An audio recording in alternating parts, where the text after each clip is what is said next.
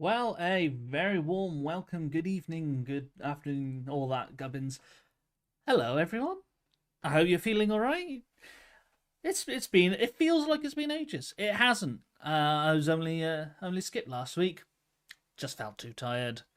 Yeah, it wouldn't have been a very good stream if I'd been falling asleep halfway through it. But yeah, we are back here today, and it's again, as I said, it feels like ages. But oh well. So yeah, I thought we'd leap back into something we haven't touched in quite a while. So, for those of you who have watched the streams often, you know that I really love MakeCode Arcade. But the thing is, we haven't actually made a game in MakeCode Arcade for what feels like years. In fact, the last thing we did in MakeCode Arcade was make sand piles. I remember now, which is definitely not a game, more of a simulation. And I thought, let's do a nice, simple game of Peggle.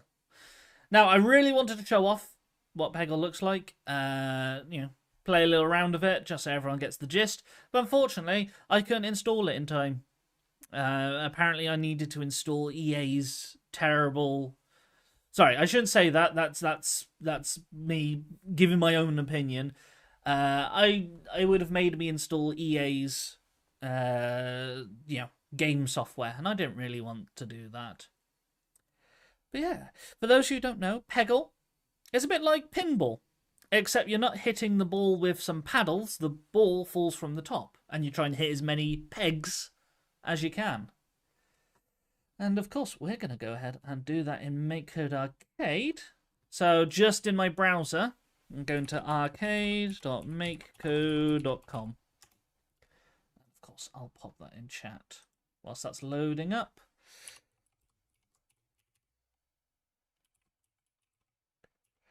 Code.com. And there we are. I'm going to go ahead and hit a new project. And this is going to be our Peggle knockoff. Because, yeah, we're making a clone. It's not our own work. I mean, it is our own work, but it's our own idea. So it is kind of a cheeky clone. And yeah, it does feel like ages since I've used this. It's also a little bit zoomed out. So I'm going to zoom that in a bit. Is that too much? Yeah, that's a bit too... There we are. Happy medium. Oh, yeah. For those of you who never used MakeCode before, it's a very nice language. You've got events, which are these C-shaped blocks with a flat hat or flat top. And these will trigger whenever certain things happen. So if you put some code in on start, that code will run when the game starts. So we might as well go ahead and put some code in on start. Now the first thing I'm going to do is... we should probably start with how things look. Let's give our game a nice old background. So I'm going to pop over to Scene. And I'm going to find the set background image.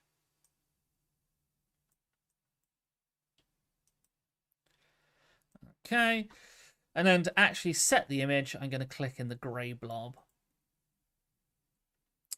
I was quite pleased, actually. You can, draw your own thing. But as I was saying, I was quite pleased to find that they've added more options now to MakeCode Arcade. You've now got an option of choosing what background you want, which is nice. Makes it a lot easier. We're going to go for... oh, I like that. No, we're going to go for... let's go for this dark forest. There we are. And that should load up in our game nicely. There we are. Nice old dark forest.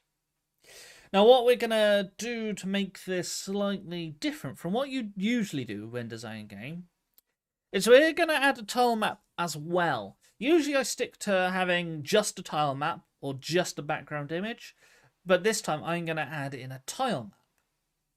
And it's on that tile map that we're going to design our sort of Peggle world. So, as I said, in Peggle, the balls fall from the ceiling, hit pegs, and that's how you score. We're going to design that with a tile map. So I'm going to go to Scene.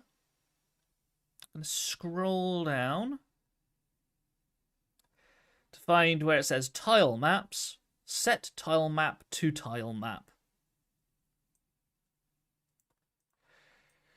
Okay, and a tile map is just a map of tiles. And I'm going to click in the grey blob to change what it looks like. First things first though, before we get started doing anything, I think it's best if we change the sizes so it works out nicely. So down here in the bottom left, I've got options for how wide the tile map is and how tall the tile map is. I'm going to stick it so it is 16 tiles wide. But I'm going to update it to make it... Well, the longer it is, the more score we can get and the more fun the game might be. So I'm going to put in 48. Yeah, 48. If that's a bit too big, I can always cut that down later. Or if it's a bit too small, I can cut that down later as well. But 48. Now, the most important thing is we need a tile at the bottom. This is to act like the you've lost option. We need somewhere for the balls to fall, and that means, you know, it's time for them to reset up to the top. So I'm going to go... No, actually, tell you what, I'm going to actually make a change here. I'm going to change it from what my original plan was. My original plan was something different. But I'm going to change it now on the fly, which is always a dangerous thing to do during a stream because it could all go completely wrong. But, oh well, that's life. What I'm going to do instead is I'm going to add some walls to the side. I'm just deciding which will be best. Aquatic? No. Dungeon?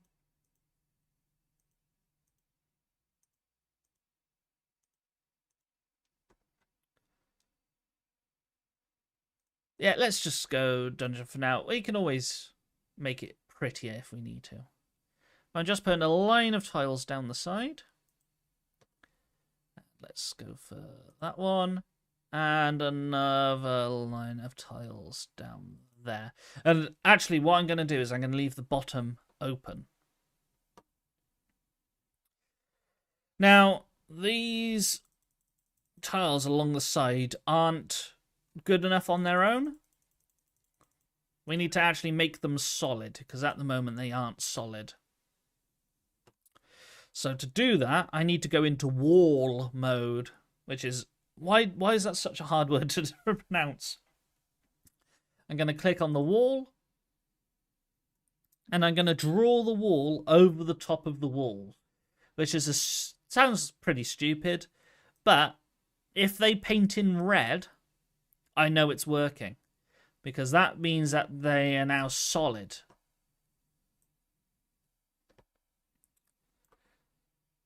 So if I were to zoom in, so I got my wall. If I didn't have the red, then the ball could escape through that gap. So it's important that I paint the red over the top of the walls as well.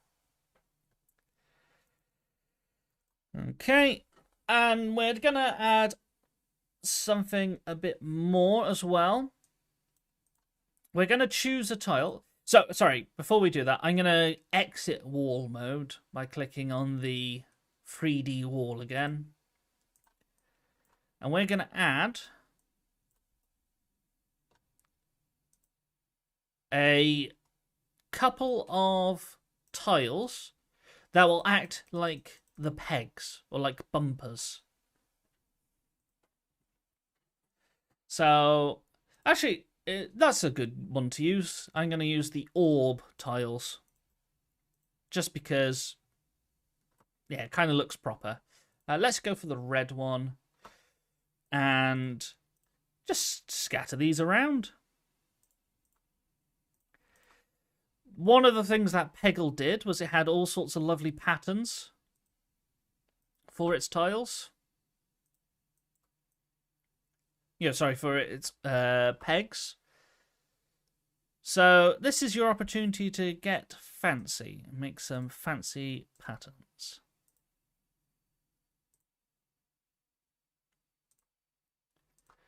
And then we might have some there. And then little cups to catch the ball. I might have gone a bit overboard with this, actually. I might have gone a few too many. But we do have to pop in quite a few. Let's do...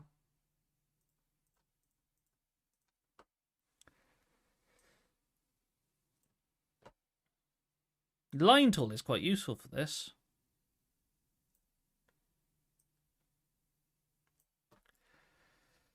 And you know, we could all draw all sorts.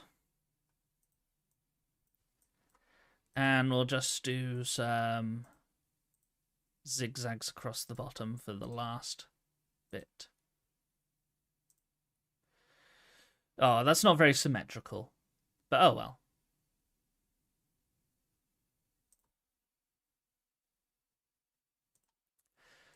Doesn't have to be perfect. There we are. Okay. And oh, let's just stick a couple in the middle. There we are. I'm happy with that. It's just going to design where our pegs are. And we'll leave the bottom free. And hopefully my new way I've just thought of will work nicely. One thing I will do is I will add a couple across the top quite near. Just so that we can see them on screen whilst we're testing to see whether things work. Actually, I might put them down a bit lower. It's important that we are able to test things first, so I'll put those there and I can always remove them later. I'm going to go ahead and click Done. And if I click Play on the simulator, we should see that load in. Oh, it has. I have made my tile map a little bit too wide, though, so we're only seeing the left-hand side of the screen at the moment, which is not great, but oh well. Who cares? Right, let's actually get a sprite in here. Marvellous. Yeah, okay, so what we will do is we will start by going to Sprite, and we'll set my sprite to Sprite of Kind Player. This will be the ball that actually goes around the world. So set my sprite. Okay, and we want to keep it as Kind Player, but we will need to give it a nice design. So I'm going to click on the grey blob, and I'm going to design something here. Now, when I was testing it, I found it looked better to have a smaller sprite. At the moment, it's 16 pixels wide by 16 pixels tall. That's fine, but I think making it a little bit smaller just adds a little bit more to the game. So over in the bottom left, again, I'm going to change it to be 8 pixels wide and 8 pixels tall. And I'm going to go about drawing. So let's do that. Let's put one in there. Doesn't have to be a ball. It could be any shape you want. And I'm going to make mine silvery. Or is that pinkish? I can't tell what colour it is, actually. And I'm going to give it a little bit of shine to make it look shiny. Just by getting some white and, adding it where you think the sun will hit it and make it shiny. Okay. And I'm going to click done on that. You don't have to spend long on it, and you can always come back to sprites and make them look all right later on. You don't have to do it all in one go. Okay. So, I don't know whether you'll be able to see it, but I've created the ball, and it's hanging around there. Before we do any of the gravity to make it start falling, I think it's a good idea we get it in the right position first. And we get it in the right position, and we also get it so that the camera will follow the sprite, and that way we won't lose it. So let's do the camera first, actually. Let's go scene. And at the very bottom of the... Oh.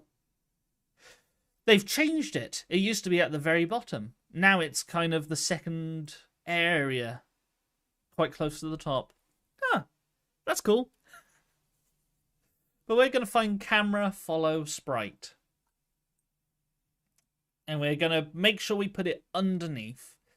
Because if we put it before, then the game won't understand what my sprite is. We can only use my sprite once we've set it for the first time. We're also going to change the position of our sprite. We're going to go sprites. And we're going to set my sprite position to 0, 0. Now that'll put it right in the top left, which is inconvenient. So we need to change the numbers. We kind of want it to appear... I don't know. So if I made that 16 by 16, what's 16 times 16? Sorry, I'm doing a little bit of maths in my head. 16 times 16 is 256. I should have known that. 256 divided by 2 is 128. I hope this is right. I'm going to put in 128 to be the middle for the X. And the Y, I'm going to put in, let's say, 60. Okay, if I got my numbers right when I click play, the ball should be exactly in the middle. Oh, and it is. I'm chuffed with that. That's brilliant. Okay. Let's go now for doing the gravity. Now, gravity in GameMaker is a bit tricky. We can't just drag in a block that says, do gravity for me, please. We have to think about it in terms of physics and maths. And the way I like to think about gravity is basically, if the ball is not falling fast enough, make it fall a little bit faster. And the way I do that is I get the game to keep on checking forever how fast the ball is falling. So what I'm going to do is I'm going to go to the Game tab, and I'm going to pick out On Game Update. And it's its own thing. It's an event, so it's sat away from the rest. I can't put it inside anything. But in on-game update, I'm going to ask here the question, is my ball falling fast enough? We could do that with an if, which is in logic. So logic, if. And what we're going to say is, if the ball is if the ball is falling fast enough, then do something. And the way we can check how fast the ball is going is if we can see whether the velocity of the ball is less than a certain number. So let's go to logic again and scroll down till we get to this comparison section. Now, one of the comparisons is a less than. So I'm just checking on my other screen to see whether I got the right thing. I have. Oh, that's excellent. Yeah, less than. It's very easy to get it messed up and use the more than symbol rather than the less than symbol. But I'm going to use less than. Plonk it in there. Now on the left, I need to find out how fast the ball is going. And on the right, I need to specify its fastest speed. So let's find out how fast the ball is going. Well, we can do that in Sprite, where we have the option called MySprite X. Now, this is a sausage shape,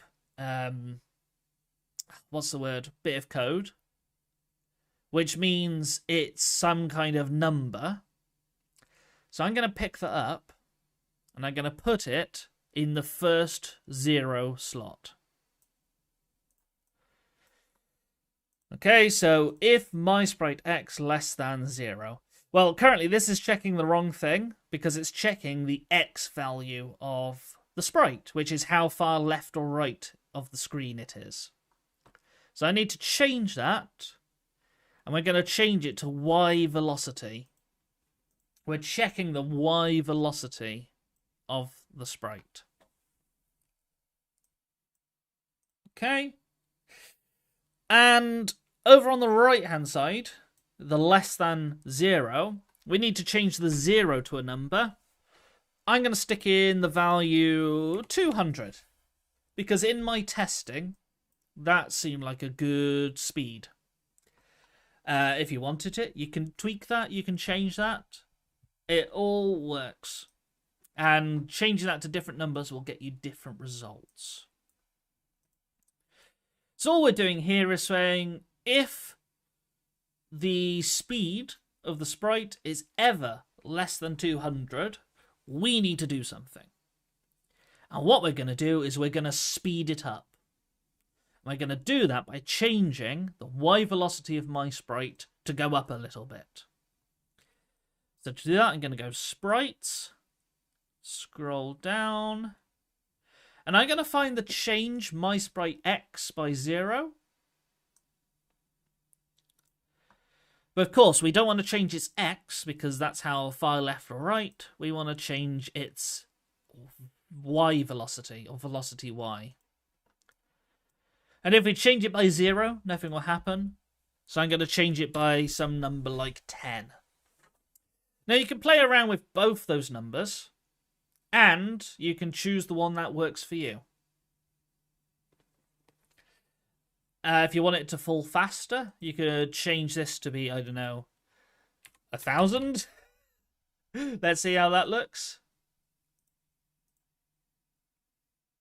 Yeah, that might be a little bit too fast. Or you could change the 200 to be, I don't know, 1,000 again. That'll have different effects. Basically, that one, the ball will keep speeding up and never have a maximum speed. But yeah, we got a little bit of gravity going on. Now, that's not where we're going to leave that. We've got quite a bit more to do with the gravity side of things. But I did it in a slightly unusual way this time. What I did was I put a sprite on each peg. And it was a sprite that caused the player's gravity to change. So we're going to do that bit, which is a bit odd. We're going to go... Oh, goodness gracious. Ignore me. I'm talking absolute gubbins. What I meant to say was, before we get on to adding those sprites, we're going to do something else. Sorry, my mind's all over the place today. Maybe a drink of water will help. Excuse me a second.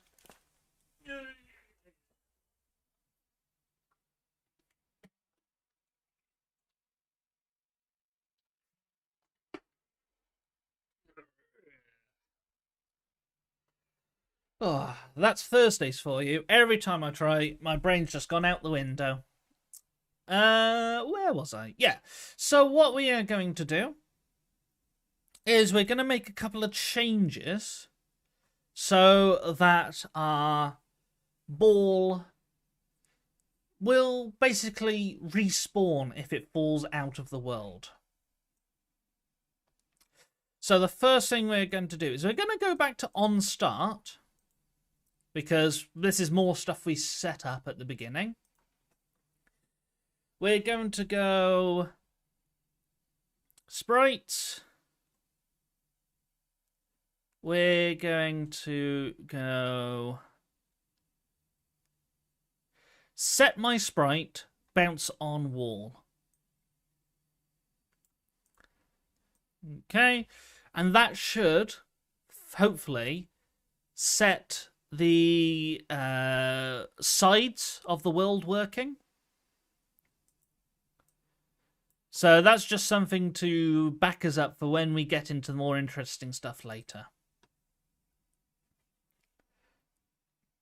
Let's actually make the obstacles, the pegs, first. And for that, there's good ways of doing it and there's bad ways of doing it. One of the ways is to make 1,000 sprites and place them all around where you want them to be. That's going to take a while. I've got a way that is much, much faster. So, you may have seen in our tile map, we put lots of pegs. Now, these are just images. They don't do anything. So what we're going to do is we're going to place a sprite on top of them that will actually do something for us. And the way we're going to do that is we're going to go to loops. And we're going to find a 4-element value of list loop. Now, if you've watched these before, you'll know that I absolutely love these kinds of loops. I use them all the time. They're one of the most complicated loops, which is slightly unfortunate, but basically, they're brilliant. So I'm going to pick this up, and I'm going to put it at the bottom of my onStart. And what this kind of loop does is it basically checks everything in a list and then does something with that thing in the list. Now, at the moment, it's doing it with a list called list, which is very helpful. But that's not really what we want.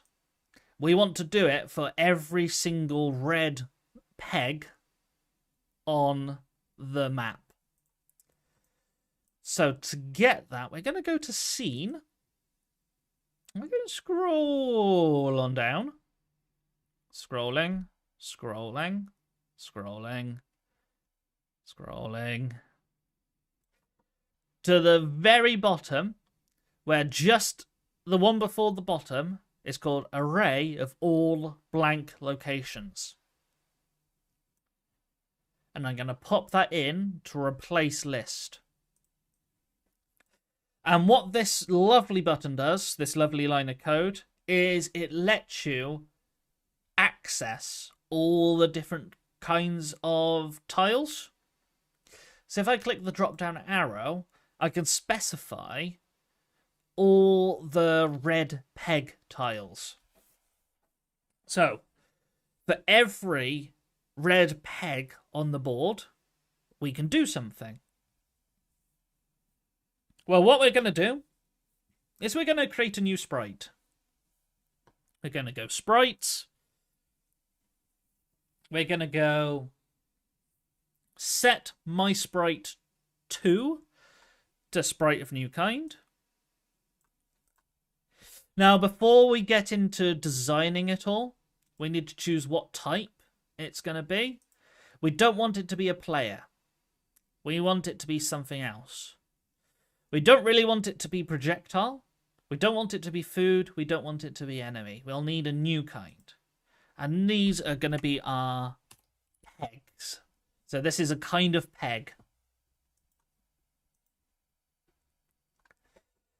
And in the grey blob, we can actually design what the peg looks like. And the idea is the ball hits the peg disappears, and it shows the red orb underneath. So it should be something quite colourful. And let's do a little bit of artistry, because you got to...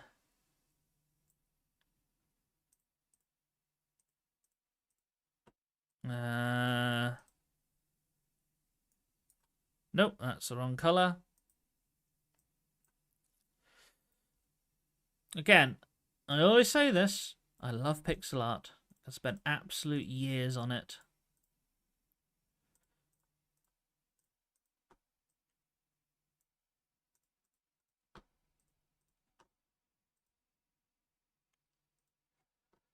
Nice, and let's make it kind of blue.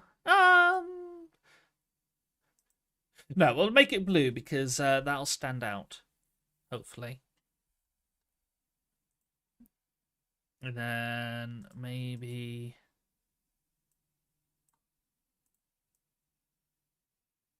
yeah.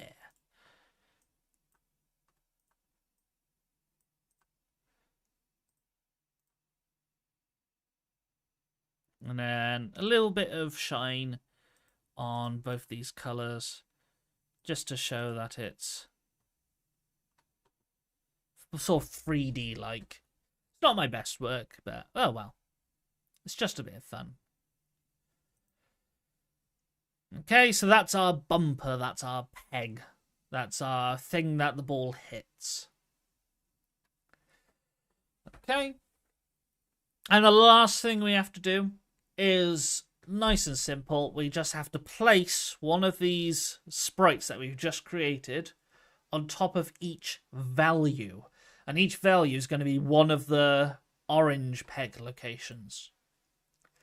So if we go to scene and scroll on down. Where is it? Where is it? My eyes. It's the place my sprite on top of tile map whatever. We just need the first part of this. So I'm going to pick up the whole thing. And I'm going to put it, making sure it's still inside my loop. And at the moment, we don't want it to go to tile map column 0, row 0. Instead, we want it to go to value. And what I'm going to do is I'm going to go up to the top of my loop and I'm going to pick up the value, which you can do. So I've picked up the value. And I'm going to replace tile map, column, row, whatever with it. So it's place my sprite. Oh! I've just noticed a big mistake. We don't want to place my sprite because that's the player. And this is why I hate MakeCode Arcade naming everything my sprite, because it gets really confusing. No, this needs to be my sprite 2. Because my sprite is the player, my sprite 2 is the peg. You can go ahead and rename those, but I didn't because I wanted to get into the meat of it today. But that actually came back to bite me because I almost made a mistake. So I've gone for my sprite 2 on top of value. Okay. Now we'll know this works is if when I click play, we should see all the orange pegs replaced with blue pegs. And there we are, it's worked. Blue pegs for days. Oh, and it does a nice little bounce at the end.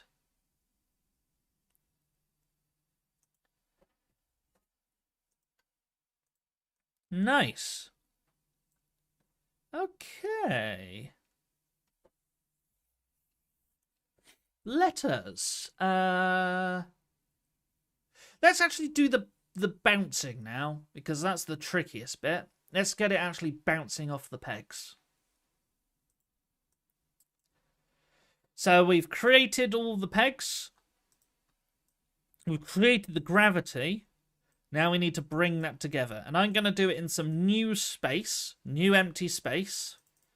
So I've just found a new area where I can do it. I'm going to go to Sprite. And what we're looking for is the block that lets us tell when the ball sprite has hit the peg sprite. And we can find it here in overlaps. On sprite of kind player overlaps other sprite of kind player. It's one of the longest lines of code in GameMaker. Sorry, not GameMaker, MakeCode. And it's one of the most annoying. But we're going to pick that up. Gonna give it some space. And there's one thing we need to change on here. We don't want a player hitting another player because we only have one player, the ball. Instead, we want on sprite of kind player overlaps other sprite of kind peg. So when a player hits a peg,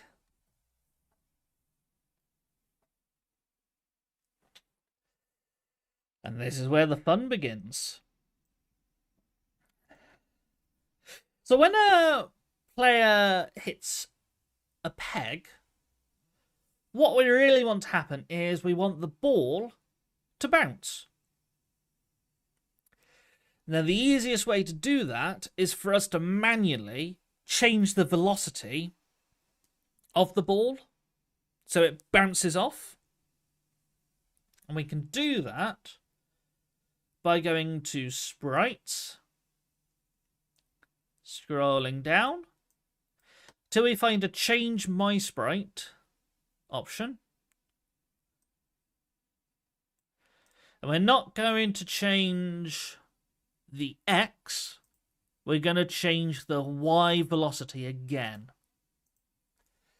Okay? So when we were doing gravity, we changed the Y velocity to be changed by 10.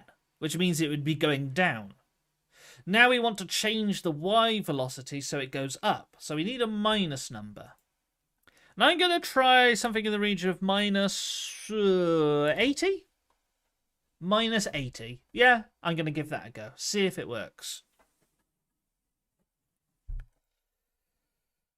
And that will allow our ball to bounce upwards again, which is great.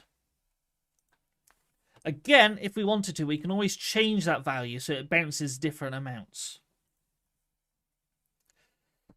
Now we need to actually get it to bounce off the peg in the right kind of way.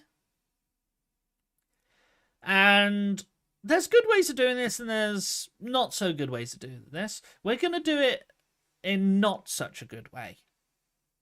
The reason being is because it involves a lot less maths. Whereas the proper way, you have to do lots of maths. And if I've ever given the option to do as little maths as possible, I will always go for that one. So what we're going to do is we're going to change a velocity again, but this time we're going to change the X velocity. So I'm going to go to Sprites, I'm going to scroll down to find the change block. Oop. And again, we're not going to change X. We're going to change this time X velocity. Something completely different. Okay.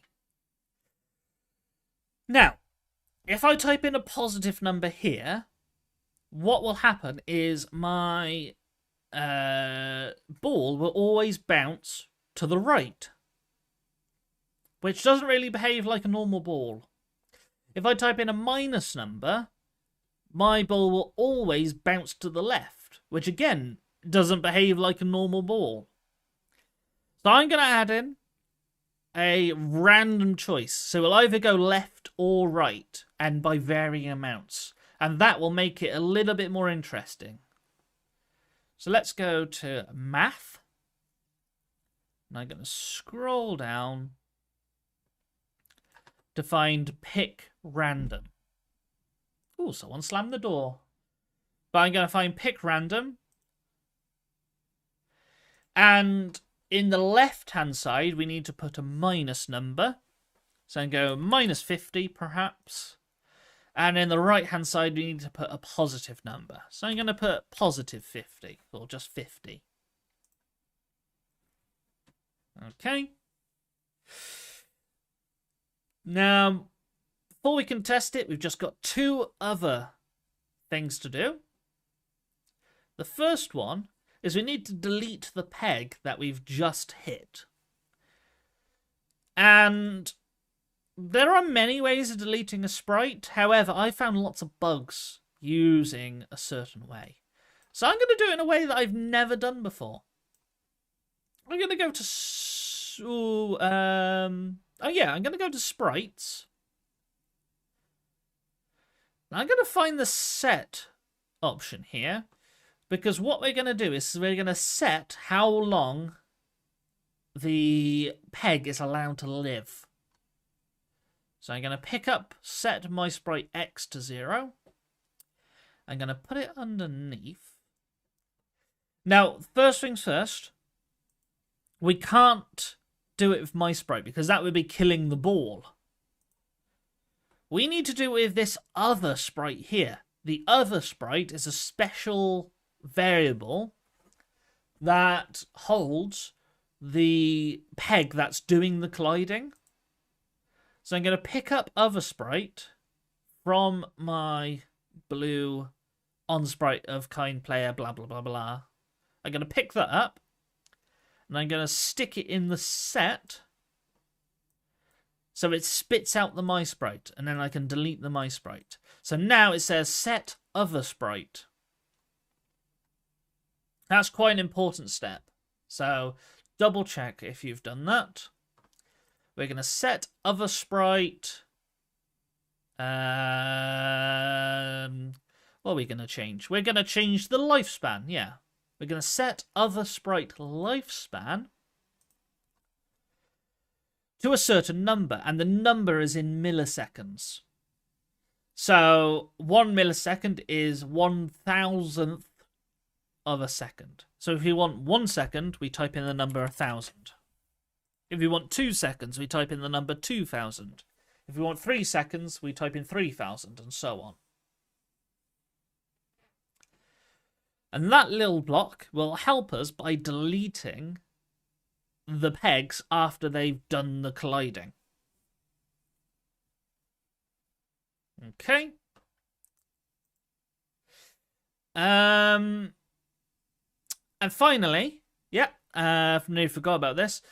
One of the things about Peggle, it's a very old style of game in that people just play to get the highest score. They don't play for anything fancy. You know, they don't play for the end of a story or achievements or unlocks or anything like that. They just play to get a good score. So let's actually add some score into the game. Now, we need to start by telling the game that the score is starting on 0. So on start, I'm going to go to info, and I'm going to set score to 0. Okay, at the very start. And back in my sprite of player overlaps other sprite, I'm going to increase the score for hitting a peg. So info, I'm going to scroll down. I don't know why I said scroll down there because it's sitting right in front of me. So don't scroll down. We're going to change score. Now, if you want to do, you could change it by 1. You could change it by 10. You could change it by 100, 1,000, whatever. Usually, in these kind of games, scores go up by hundreds or thousands because that looks more impressive than just going up by 1. Okay, and I believe that should be everything we need. So let's test this. Let's test this. Let's click play and see what happens. Yeah, so when my ball hits a peg, the peg slowly disappears. Oh, it's going a bit fast. I might have to tweak some values. Oh, I might have made it a little bit too fast, I think, because it's flying all over the place. Whoops. Oh, is it ever going to reach the bottom? You know what? I think we might be here for a long time, but hey, look at my score.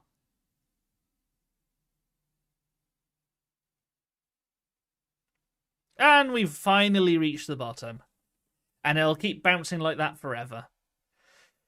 So yeah, we kind of got somewhere. Let's change a couple of things just to make it a little bit less speedy and a little bit less violent. So in my overlaps option, I'm going to change that down to -30.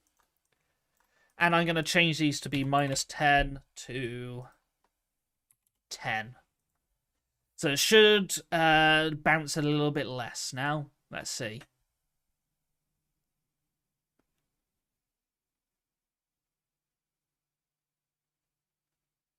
Yeah, that's all right. It's still going a bit wild, but it's a little bit slower. And we've got more chance of getting to the bottom. Excellent. Now I want to try one thing. It didn't really work in my testing, and I don't know whether it'll work on the stream because my audio's broken yet again. But we can also make it so that when we hit a peg, it makes a little sound. So in music, I could do play sound, ba-ding. And let's see if that works.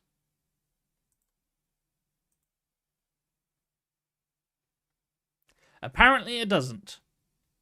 Something's definitely broken with my audio, I think, then. Oh, that fires up to the top. So yeah, kind of interesting. The movement is a little off, but hey, it's not bad for an hour's work. We could do a lot of tweaking around to make it better.